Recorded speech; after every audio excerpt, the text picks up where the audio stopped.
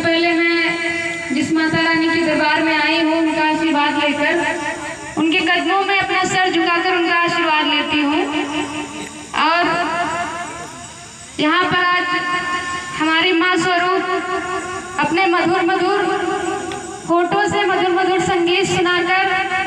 भगवान के दर्शन करवाकर, जो माँ हमारे बगल में बैठी है माँ समान, उनका भी मैं बहुत आभार प्रकट करूंगी और आशीर्वाद लूंगी। तथा जिस पूजा समिति के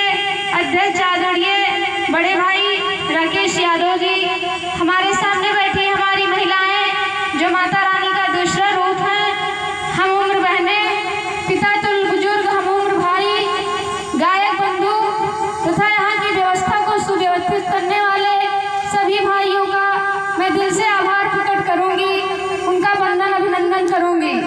साथियों, एक गाना